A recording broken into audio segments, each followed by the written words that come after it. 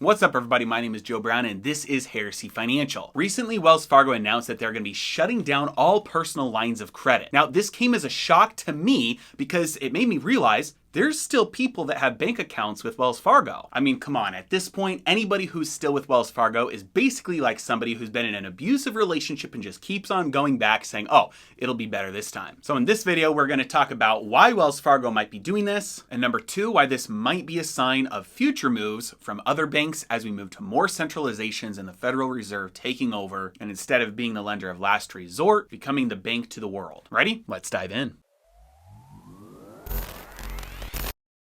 So like you may have seen, especially if you are one of the few people out there who enjoy bad products and bad services, Wells Fargo is ending one of its programs, personal lines of credit for everybody. And not only are they stopping new people from opening up new personal lines of credit, they're even shutting down existing accounts, which means that since this is a credit account, this could potentially negatively impact thousands of people's credit scores. Now, they didn't come right out and say why they're doing this, but there are a couple of potential reasons. Number one, Wells Fargo, as you know, has been in a lot of trouble by regulators for years now. They've been making tons of bad business decisions, and because of that, they've been extremely limited on some things they can do because of new regulatory crackdowns. One of these specifically has been an asset cap that has been imposed on them, and remember, for banks, assets are people's liabilities, so if you owe money to a bank, that's a liability for you, but that's an asset to the bank, which has cost them billions of dollars in earnings, especially compared to their rivals. Because of this could have simply just been a comparison where they looked at how much is it costing us to service this product and how much altogether are we making on this, and looking at the total profit from this product, they could have just looked at this and said, hey, this isn't worth it for us to keep this product anymore. It'd be better for us to devote those resources to expanding other areas of our business. Essentially, if you are a customer at a financial institution, they have a number they can pull up on you and see exactly how much money you've made them or cost them in your entire lifetime as a customer. And due to the fact that interest rates have been falling for decades, you'd be surprised that most customers of most financial institutions either break even for them or cost them a little bit of money. This is because every time you call in for customer service,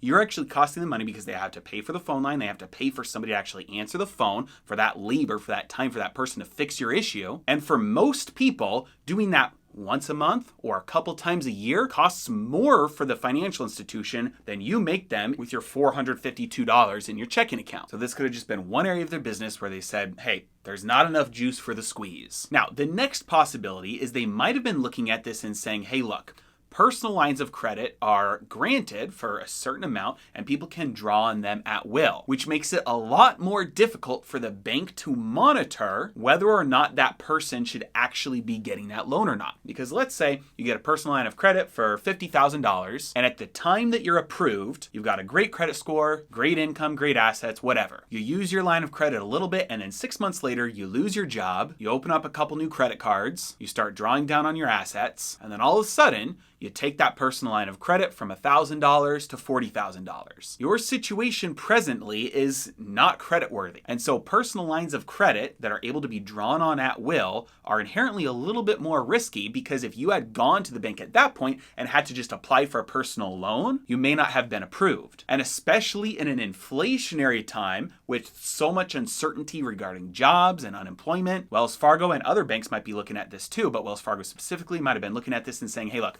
we don't like the additional risk that we're taking on with this product. Same reason why today it's a lot harder to get a home equity line of credit than it is to get a home equity loan. And then if we want to speculate just a tad bit further, this looks like one more move towards a more centralized financial system where banks play less and less and less of a role as basically being banks. And as we move further towards the Federal Reserve not being just the lender of last resort and being there to make sure that banks don't go under and being there to back up banks, but they start entering into more and more financial markets, and especially as they get closer to issuing and experimenting with digital currencies, you see central banks taking on more of the role of actual banking in a financial system. And yes, they'll probably rely on banks as the plumbing, as the infrastructure to carry it out, but it's possible we do start seeing more of these things happen as it becomes more and more unprofitable for banks to offer credit services and lending services to individuals and small institutions. With interest rates so low, it destroys the ability of banks to earn meaningful profits on small loans. Go try to get a loan today for a used car for $5,000. Ain't gonna happen. Go try to get a $20,000 or $30,000 mortgage on a house. Ain't gonna happen. So as the Federal Reserve continues to suppress interest rates, they continue to make it harder and harder for banks to offer services to people. Because what you